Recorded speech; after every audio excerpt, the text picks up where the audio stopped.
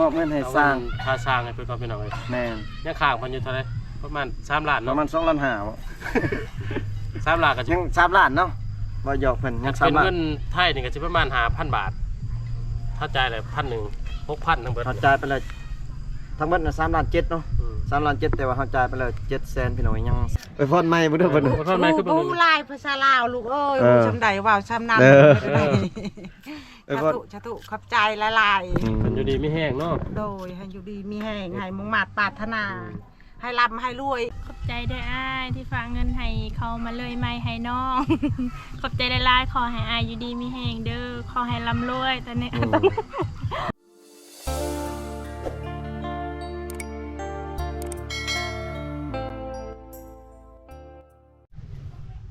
สบายดียามเช้าๆพี่น้องเว้ยก็ยินดีต้อนรับ FC เข้าสู่ช่องบ่าวผู้ไทยคือเก่าแล้วพี่น้องเนาะมื้อนี้ก็เดินทางมากับทีมงานคือเก่าแล้วพี่น้องมาเยี่ยมยามทำข่าวอัปเดตเรื่องการเฮ็ดเรือนของน้องซาวดีพี่น้องเว้ยบ่ฮู้ว่าฮอดขั้นตอนใดแล้วพี่น้องเว้ยบ่ฮู้ว่ามันสิไปได้ฮอดขั้นใดพี่น้องเว้ยเนาะ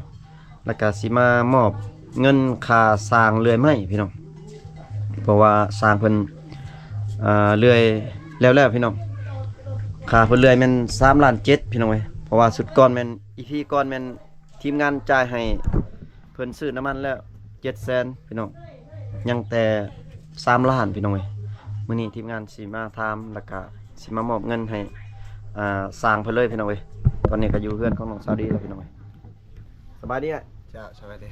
แล้วบ่เลื่อยไม้ครับ แล้วฝนก็ตกเนาะมื้อนี้เนาะ พี่น้องเว้ยปุ๊บน้องซาวดีเพิ่นก็นั่งเพิ่นก็บ่ฮู้ว่าเพิ่นก็คิดอยู่ในใจว่าเฮือนนี่จักสิไปฮอดคันใดแม่นบ่น้องซาวดี เฮาก็น้ำหนองอยู่เนาะ เฮาก็มีแต่อัปเดตไปพี่น้องเว้ยบ่ฮู้ว่าเฮือนมันสิฮอดคันใดก็บ่ฮู้พี่น้องเว้ย จังเบิ่งน้ำกันนี่นะพี่น้อง แม่น ในใจเฮาก็มีแต่อยากเฮ็ดให้มันแล้วพุ่นแหล้วเนาะแต่ว่าบ่ มือเดียวอยากให้มันแล้วเลยอันเนี้ย แม่น แต่ตอนนี้กำลังฮอดขั้นตอนตัดไม้แล้วพี่น้องเอ้ยไม้เฮือนเพราะว่าถ้าว่าน้องดีเพิ่นมีไม้เฮือนแล้วก็สิง่ายอยู่เนาะก็สิไว้อยู่อันนี้ก็ ไม่ยังบ่มี ไม้บ่มีเรามีแต่ไม้เช้าอันนี้ครับไปตัดไม้เส้นไม้หยังอีกก็ถือว่าแล้วน้อยเนาะตัดไม้เนาะ แล้ว จักโตใหม่ฮะ เรื่องของมัน50 ปลายตอน 50ปลายโต อืม น้อย ถือว่าจักสิพ่อบ่พ่อก็จังว่าเนาะถ้าก็คือสิพ่ออยู่ดอกเพราะว่าเฮือนก็ บ่ได้ใหญ่ปานใดเนาะ หาอันยังหาคูเจ็ดบ่ 5คนแก่ แสดงว่าตอนนี้นี่ยังบ่มีแต่แป้นเนาะ เป็นโป เป็นปุ๊กเป็นแอมผ้าแอมเนาะ ปูกับฟ้าแอมพี่น้องเอ้ย การนั้นมันมีเบิดแล้วสังกะสีมันยังก็มีเบิดแล้วตะปูมีเบิดไม้เส้นมีเบิดแล้วตอนนี้พี่น้องเอ้ย กระจางสิเฮ็ด ยังแต่ค่าสร้างเนาะ กับค่าสร้างพี่น้องเอ้ยเพราะว่าหาเพิ่นแบบช่วยบ่ได้พี่น้องเอ้ยมีแต่เพิ่นว่าอยากได้ประมาณบ่หลายเนาะก็หลายเติบมันแหละบ่หลายก็เพิ่นว่าประมาณ2-3 ล้าน4 ล้านนี่แหละเพิ่นว่าพี่น้องเอ้ยแต่ว่า เพราะว่าคือว่าได้เนาะเดี๋ยวนี้มันเข้าอยากมาแพงกับ แม่น แต่ก็ยังสิก่อลมบ่คนอยู่ที่คือว่าอ้ายสิเฮ็ดว่าอ้ายค่าเวียกบ่ ยังเขากำลังยังบ่ทันทุดเขานั่น อ๋อทางมีบ่สร้างในบ้านนี่คือว่าจังได๋ โอ้หลายแล้วบ่อึด หลายอยู่เนาะ คันเฮ็ดซั่นน่ะจักมื้ออ้ายคิดว่ามุ่งยังได้เฮ็ดขึ้น เฮายกแล้วก็มุ่งเลยจักมื้อประมาณซำนั้น บ่จักคือกันแล้วแบบว่าเฮาวางบ่ได้ตัวนั้นแต่ว่าคันเฮาเฮ็ดประมาณเพิ่นซำนั้นก็เฮาแบบว่าเฮาตักเฮามันประมาณ2มื้อประมาณ3มื้อเฮายกตัวนั้น 3มื้อ ประมาณ4มื้อสบายว่าแล้วแล้ว อ๋อ สูงสุดมัน4 มื้อเนาะแล้ว สำนั้นแหละคันปืนเฮ็ดกับพวกเฮาบ่จักแล้ว คือเลยไม้นั่นแหละคันปืนเลื่อยเด้คือพอจังอยู่ว่าเฮาเบิ่งเขาเลื่อยนั่น4โตฮอดเป็น3-4มื้อเพิ่นจัง อ๋อแม่นผู้บางคนก็ขี้คร้านเนาะเลื่อยเนาะ แม่นๆ เลื่อยแบบเลื่อยลายมือ ถือว่าไวได้พี่น้องเอ้ยอ้ายเพิ่นเลยนี่แม่น 2 มื้อ 50โตนี่2มื้อ 2มื้อ 50โตก็ถือว่า 50ตัวโอ้ไวเติบเด้อพี่น้อง มันก็ช่วยไปน้ำลายตัวช่วยมันไวขึ้นแต่ว่าเฮ็ดจังได๋มันฝนตกพายุเขาเนาะ แม่น แล้วบ่ได้ออกมาหากก็ออกมากะจะค้นมาแล้วแต่มื้อนั้นเพิ่นบ่แต่บ้านนี่บ่ค้นแล้วนะค้นมาอยู่ เจ้าเองบ่คน เจ้าคนผู้เดียวเจ้า สารไทยกับน้องเมียเฮา อ๋อ แสดงเพิ่นคนมาเบิดแล้วเรียบร้อยแล้วฮอดบอลอยากตั้งแล้ว เขาก็ไว้ โอ้มาอยู่บ่อยากตั้งนั่นนี่เนาะ เอาเลื่อยแล้วเฮาเมื่อเลย จะมาเช็คเป็นภาพไปเบิ่งไปหน่อยเลยมีแต่ แม่น ให้เป็นเบิ่งถามรายละเอียดเพิ่นเนาะอยู่หั่นเนาะ มีแต่เฮาให้อ้ายเพิ่นลงไปเบิ่งแบบ ไม่ก็แล้วก็บอลนอกเพิ่นอยากตั้งเนาะ ตั้งบอลหยังตั้งได้ แล้วก็เฮาสิไปมอบเงินอยู่หั่นเลยเนาะถ้าว่าบ่ถูกกันใหม่ก็บ่ได้จ่ายเลยอยู่หั่นมื้อหน้าบ่ได้ถึงจ่ายเนาะจางเนาะสิได้ติดหนี้ก่อนแล้วบอลดินเพิ่นสิตั้งเฮือนเด้อ บ่หยอกสร้างพี่น้องเว้ยถูกบ่ถูกก็ต้องได้จ่ายแล้วมื้อนี้พี่น้องเว้ยจะเป็นนั่นแหละ เพราะว่าเรื่องงานแล้วเนาะ แม่น จะไปแก่กันน้ำลังอีกเลยเดี๋ยวมันสิผิดคำเว้าเสียคำเว้ากันที่สิ แม่นไปบ่ ไป ไป ให้อ้ายลงไปเบิ่งใหม่ไปสิน้องสิลงไปเบิ่งใหม่เลย ไปเบิ่งอยู่พุ่นแล้ว เบิ่งใหม่กันโอ้สิไปใช่น้อง เอาสั้น อ๋อไปเบิ่งใหม่ก็ไปน้องเลยอ๋อบรรยากาศฝนลิ่นๆพี่น้องโอ้แม่โอ้บ้านสวน กันสวรรค์ เฮ็ดยังอันนี้น่ะ กะกาบะบัก สิแกงหน่อไม้ ชิมอง มุกอ๋อเฮ็ดมุกหน่อไม้ โดย โอ้แม่น้องสาวดีพี่น้องเว้ย แล้วว่าคุณคือกันเนาะ หุ่นจะคือๆกันเนาะกับน้องดีเนาะ แม่ลูกก็คือกันแล้ว ดีใจอยู่บ่เชื่อสิได้เฮือนใหม่นี่ โดย อืม ดีใจอยู่เนาะ ดีใจ ถ้าว่าเพิ่นเฮ็ดแล้วก็ดีใจเลยเนาะ โอ้มีเฮือนอยู่ก็ดีใจแล้วมีความสุข แม่น อันนี้บ่มีเฮือนอยู่เฮ็ดได้ เฮือนตัวนี้มันดินก็เจ้ามันบ่ บ่ดินเข้า อ๋อ อยู่บ่นั้นที่เจ้า บ้านนั้นแล้วได้เดียวนั่นแล้วดินนั่น อ๋อ นี่ก็อยู่น้ำเข้า แต่วิทย์ ชื่อ เพื่อนก็ยามัน ท่านได้เฮือนตัวนั้นแล้วนี่มั่งบ่ตัวนี้มั่งบ่ตัวนี้หรือว่าอยู่นี่ แล้วดินเข้าเขาจะ อ๋อ ได้ อันนี้ก็มางไปนำบ่หามไปแล้วนี่เนาะ เออ หามไปเป๊ะใช้กันได้คันแนวนี้ มางหมดแล้ว โอ้ได้ไปปลุกอยู่อันนี้ไปเติมใส่อีกเนาะ โดย มียังสิเฮ็ดกินตอนแรงเพิ่นบ่นี่หรือว่ากินตอนแรงบ่ได้เนาะ ต้มแล้วต้มชิมกอันนี้ ไว้กินตอนแรงเนาะ โดย ถือว่าดีใจนะยกเพราะว่าสิได้เพื่อนใหม่แต่ว่าก็ยังถามเบิ่งเนาะว่าสิทำได้แต่ก็สิพยายาม บ่ฮู้ว่ามันสิแล้วหรือบ่แต่ว่าถ้าเพิ่นมีผู้ใหญ่เพิ่นช่วยแล้วช่วยได้จังได๋ก็เฮ็ดซำนั้น บ่แม่นชุมเฮาได้มาช่วยและชุมเฮามาเป็น มาถ่ายมาสะพานบุญ อยากให้เพิ่นซื่อ บ่แม่นว่าครูชูเจ้าว่าบ่ได้ฮู้ชะมดแล้วย้อนหัวแห่งชูเจ้าแล้วอยากได้ย้อนอันนี้ลูกเอ้ยชะตุแล้วให้มีบุญกุศลหลายทีนี้ต่อไปชูเจ้ากันหายุกยาวยืนอีก เพิ่นผู้ช่วยเพิ่นอยู่ต่างประเทศเพิ่นก็ยังอยากซอยหั่น แม่ นะ นเพิ่นอยู่ไกล ทีมงานเฮาก็มาแลนเวียกให้เพิ่นมาซอยนำหั่นนะ ได้ตังประเทศกาชอก็ได้ย้อนชูเจ้ามาช่วยเหลือได้ให้มีบุญกุศลแล้วทีนี้ต่อไป เด้อ ชูเจ้าได้ลูกหนึ่งเต็มผ้าง่ายได้ลูกชายเต็มผ้าเข่าเฮ็ดเวียกเฮ็ดงานการลาให้ขึ้นยงลูกเอ้ยให้มุ่งมั่นปรารถนาได้เงินคำดำแก้วลายลังมาได้ แม่คือกัน โดย ขอบใจเพิ่นได้บัด โอ้ลายภาษาลาวลูกเอ้ยจำได้ว่าวจำนั้นชะตุขอบใจหลาย เพิ่นอยู่ดีมีแห้งเนาะ ๆโดยให้อยู่ดีมีแห้งให้มุ่งมั่นปรารถนาให้ร่ำให้รวยอีกจะนี่ต่อไปลูกเอ้ย เราจะได้ดีสิงานเฮ็ดเวียกเฮ็ดงานก็ให้ได้เงินหลายๆเนาะ โดยให้ร่ำให้รวยให้ยุยาวยืนแล้ว ดีใจนำ บ่ให้อึดบ่ให้ยากจะนี่ต่อไปลูกเอ้ย ให้ได้หลายๆกว่าเก่าเนาะ ให้ได้หลาย อันหลายๆแล้วมาเฮ็ดเฮือนให้มันแล้วเนาะ โดย บ่ได้มา ทั้ง ช่ ลู ว ก ย คือกันให้เงินเต็มคำกำเต็มมืออีกจะนี่พนา โดย เด้อ พี่น้องเอ้ย โดย สร้างบ่ถาม ลงก่อนเด้อสิไปเบิ่งบันตั้งเฮือนก่อน ตั้งเฮือนก็ได้ไปเด้อ ขอบใจโอ้พี่น้องเอ้ยฝนก็ตกอยู่พี่น้องเอ้ยฝนลิ้นอยู่พี่น้องโอ้บรรยากาศพี่น้อง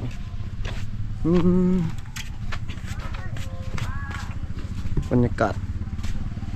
ฝนลิ้นพี่น้องเอ้ยโอ้สร้างคนยืนถ่ายอยู่พี่น้องโอ้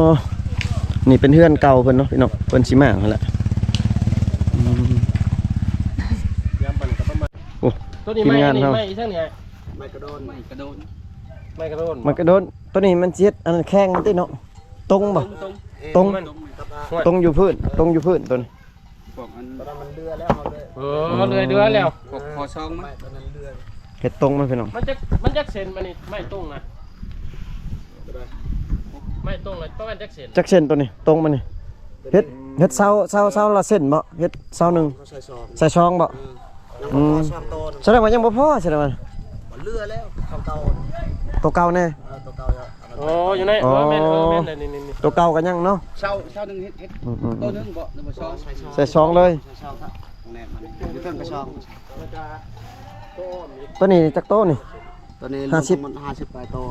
อ๋อ 4 เมตรมัน20โตตัวนี้ 50โตแล้วตัวนี้เนาะ อืม คือสิพออยู่เนาะ พออยู่ตัวนี้ อืม พ่อชุดแล้วจะสร้าง บ่พอนี่ให้สร้างเรื่อยสร้างยังติดหนี้ได้กันพี่น้องเอ้ยไม่ ไปเป็นหมาป่า ไม่มาว่า ว่า ไม่มาว่า กระโดนตัวแดง เหนียวได้ไหมหวานเลยเหนียวไม่ เหนียวทนไหนทนใหม่ยมครับพี่น้องเอ้ย ปลายตัวนึง ก็คือสิพ่ออยู่พี่น้องเอ้ย สมมุติพ่อก็ฮะสร้างเลยแล้วเป็นตัดให้ แม่น ยังอยู่ที่ต้นหนึงแล้วเบิดแล้วบ่ พี่น้องอันนี้ก็จะเป็นบอลเพิ่นสีตั้งเนาะพี่น้องเนาะสีปลุกเฮือนด้วยนี่แหละพี่น้องเพิ่นเสียหญ้าไปเลยน้องสาวดีเพิ่นกับแม่เพิ่นเนาะเพิ่นเสียหญ้าไปเลยอ๋อตอไม้เพิ่นขุดพี่น้องเว้ยพระเจ้าขุดนี่ตอไม้เนาะพี่น้องพระเจ้าขุดอ๋อพี่น้องเว้ยเปิดขุดออกตอไม้พี่น้องเว้ยตอไม้ใหญ่นี่น้องสาวดีเพิ่นว่าจ้างพระเจ้าตัดนี่ครับประมาณเท่าไหร่ก็คือว่า100,000นี่ล่ะพี่น้องเพิ่นจ้างขุดออกนี่เนาะประมาณ100,000เพิ่นจ้างขุดก็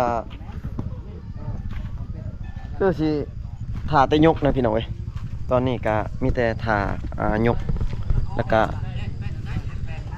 มุ้งพี่น้องเอ้ยเนาะแต่ว่ายังบ่มีงบสิจ้างสร้างสิเฮ็ดเนาะพี่น้องเนาะ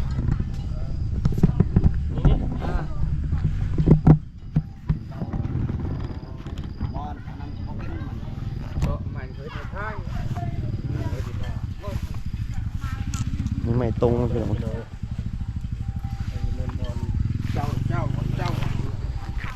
มื้อใดเพิ่นว่าสิยกสิตั้งนี่มื้อใดเพิ่นว่ายังบ่ฮู้ยังบ่ฮู้ยังบ่มีค่าสร้างเนาะ โดย อ๋อ แต่ว่าเฮาอยู่แต่ว่าเฮายังคาเวีย ยังค่าเวียกเนาะ โดย แสดงว่าไม่ครบเบิดพี่น้องเว้ยยังแต่ค่าสร้างแล้วก็สิมุงนอกนั้นก็ยังแต่เป็นปูเนาะ ยังแต่เป็นโปกับอันนั้นแหละ กับแอมพี่น้องเว้ยเพิ่นเลยไม่ไวพี่น้องเว้ยสองมื้อเรียบร้อย50ปลายโตพี่น้องโอ้ฝนตกพี่น้องเว้ยโอ้ทีมงานโอ้ได้สองจังได้ไปมาอยู่บ่สองจัง ไปอยู่หน่อยหนึง ไปอยู่ในหนึง แม่น ว่า เพราะว่ายังขาด เฮ็ดคักๆได้เจ้า เอากำลังเดินไปแล้ว กำลังเดินเนาะ แม่น ฝากส่องเพิ่นกะบ่าวแทนมาพาเลาะเพิ่นเนาะน้อยกะคลิปนี้ก็มาอัปเดตเนาะให้ FC ได้เบิ่งเรื่องการเฮ็ดเรือนของน้องสาวดีพี่น้องเว้ยบ่ฮู้ว่ามันสิไปฮอดคันใดเนาะพี่น้องเนาะอันนั้นเป็นเรือนน้องสาวดีเนาะเป็นเรือนเพิ่น2หลังเลยพี่น้องเป็นครัวกับเรือนใหญ่แต่ว่าถ้าเพิ่นได้เรือนหลังใหม่นี่เนาะเพิ่นสิมางตอนนั้นพี่น้องเรือนเก่าเนาะเพราะว่าเป็นดินเขาเจ้าพี่น้องดินของพี่น้องเพิ่นถ้าเพิ่นแล้วเรือนตัวนี้แม่นเพิ่นสิมางมาตั้งอยู่นี่เนาะมางเรือนตอนนั้นพี่น้องมางตอนนั้นแล้วก็มาตั้งอยู่นี่ตัวนี้แม่นเป็นดินของเขาเจ้าเองพี่น้องดินแบบของน้องสาวดีเองเนาะเรือนตอนนั้นแม่นจะเป็นดินของพี่น้องเพิ่นตอนนี้น้องเพิ่นยังบ่มีแต่ค่าสร้างพี่น้องเว้ยค่าสร้างบ่ฮู้ว่าเพิ่นสิเอาเท่าไรพี่น้องเว้ยค่าสร้างก็ยังบ่ฮู้เนาะพี่น้องเนาะ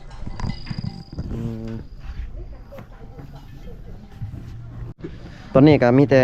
ทีมงานก็สิมอบเงินเนาะค่าสร้างหรือว่าค่าเพิ่นเลื่อยไม้พี่น้องเว้ยเพราะว่าอ้ายเพิ่นก็อยากได้เงินค่าเลื่อยไม้จักได้อยู่ติเงินตอนนั้นหรือว่าบ่เอาหรือว่าสิลดให้บ่ได้ลดติ ลุดแล้วแซนซีครับป้า เดี๋ยวเลยต่อชีเม็ด ลดแล้วเนาะตอนนั้นเนาะแต่ว่า ยัง3ล้าน1แสน40,000 แต่ตอนนี้อยากได้เต็มเนาะอยากได้3ล้าน ก็เอาพอ พี่น้องเว้ยตอนนี้ก็สิให้ทีมงานเฮาจับกล้องให้พี่น้องเว้ยแล้วก็ทางทีมงานสิ ใช่พี่โน้ตวะ สิมอบเงินเนาะเพราะว่ามี FC ของเบาไก่แน่แล้วก็มี FC ของเบาผู้ไทยแน่พี่น้องเว้ยก็สิมอบเงินให้เพิ่นพี่น้องเว้ย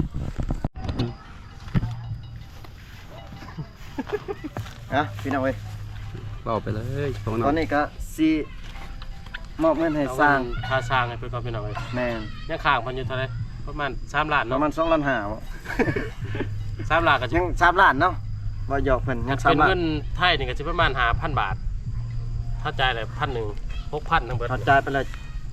ทั้งหมดน่ะ3ล้าน7เนาะ อืม 3ล้าน7แต่ว่าเขาจ่ายไปแล้ว700,000พี่น้องยัง3ล้าน ผมคิดว่าเงิน เพราะว่าเบาไก่ก็สิได้ให้ครึ่งหนึงก็เบาผู้ไทยก็สิให้ปลายมันพี่น้องเอ้ย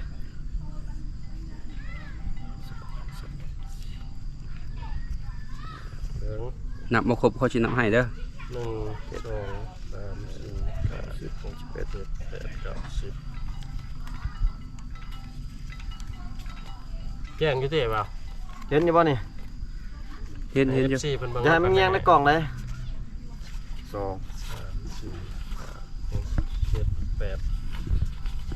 ล้าน8เขาเนาะ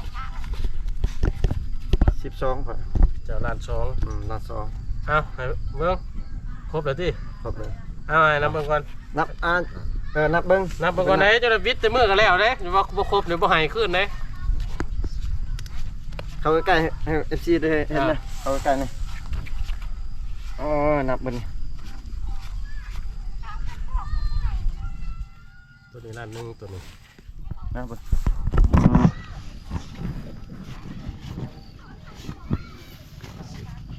ครบบ่ 2ล้าน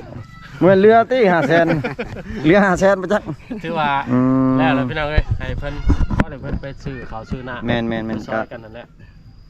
เงินก็ได้มอบสำเร็จพี่น้องเอ้ยสำหรับการเลื่อยไม้แม่นเรียบร้อยเนาะบ่ไกลเนาะ แม่น ก็ถือว่าสำเร็จพี่น้องเอ้ยยังแต่ขั้นตอนแบบว่าเลื่อยตั้งกับเลื่อยแป้น เลยแป้น แป้นปูแล้วก็แป้นแอม แป้นแนบ ยัง3ขั้นตอน แต่ว่าตอนนี้อยากพูดว่าค่าสร้างต่อไปประมาณเท่าไหร่ แม่นยังฮู้ว่าค่าสร้างแบบยกเนาะค่าเฮ็ดเท่าไรพี่น้องเอ้ยขอบใจได้เด้อ ขอบใจ นู้น พี่น้องเอ้ยหลังจากจ่ายเงินค่าเลื่อยไม้เนาะก็มีแต่ให้น้องสาวดีเพิ่น แม่น ขอบใจผู้ช่วย ใจบุญผู้ช่วยอันนี้ แม่น ถึงว่ามันสิยังบ่เป็นเงินเป็นชาติก็ย่าเนาะ แม่น ได้ไม้ได้สังกะสีหลายเติบแล้วพี่น้องเอ้ย มีแต่รอท่ารุ่นต่อไปเนาะน้องดีเนาะ แม่น เพราะว่ามันสิฮอดคันใดพี่น้องเอ้ยขอบใจเพิ่นเด้อ ขอบใจด้วยอ้ายที่ฝากเงินให้เขามาเลยไม่ให้น้อง ขอบใจหลายๆขอให้อ้ายอยู่ดีมีแฮงเด้อขอให้ร่ำรวยตอนนี้ โอ้โหเบาจัง ขอ นี้ ให้ ก็ ร่ำ พอ ให้รวยสุขภาพแข็งแรง แม่นขอให้อยู่ดีมีแฮงขอให้หาเงินหลายๆเนาะ ได้หลายๆเฮ็ดเวียก แล้วก็ เฮ็ดงาน มาช่วย ว่าแล้วแม่น้อง ให้ นี่ แล้วว่าบ่เป็นเนาะ ทำนี่แหละแม่น น้องเพิ่นว่าบ่เป็นพี่น้องเอ้ยเนาะ ได้ครับมีแต่คำขอบใจหลายๆเนาะ แม่น นะครับพี่น้องเอ้ยก็ดีใจน้ำหนองน้องสิได้เฮือนได้ซ่านในบัดนี้ก็ถือว่าอ้ายใหญ่เพิ่นซอยเต็มที่ ถ้าได้เงินค่าจ้างสร้างนี่จังได้ตั้งเนาะน้องเนาะตอนนี้ก็ยังรอท่า เนาะ สร้างเพิ่นมาอยู่ผู้สิเฮ็ดนะ แม่น ครับ แม่น เดี๋ยวเฮาสิถามรายละเอียดเบิ่ง พี่น้องเอ้ย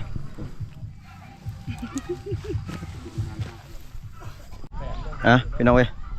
คลิปนี้ก็มาอัปเดตเนาะอัปเดตเฮือนของน้องสาวดีพี่น้องเอ้ยแล้วก็มามอบเงินค่าสร้างพี่น้องแต่ว่าตอนนี้ยังบ่มีค่าสร้างสิตั้งเนาะพี่น้องเนาะแล้วว่าสิเฮ็ดเลยพี่น้องเอ้ยเฮ็ดเนาะกับแป้นนั่นล่ะพี่น้องเอ้ยแป้นปูเนาะพี่น้องก็คลิปนี้ก็บ่าวไทยก็สิขออนุญาตปิดคลิปไว้เพียงเท่านี้ก่อนพี่น้องเอ้ยเนาะเจอกันอีพีหน้าพ่อแม่พี่น้องสิมาอัปเดตใหม่พี่น้องเอ้ยว่าเฮือนของน้องดีสิไปฮอดคันใดเนาะพี่น้องเนาะหรือว่ามีผู้ใหญ่ช่วยฮอดคันใดพี่น้องเอ้ยคลิปนี้ก็สิขออนุญาตปิดไว้เพียงเท่านี้ก่อนพี่น้องอยู่ดีมีแฮงเบัดสุขสุขคนพี่น้องบ๊ายบาย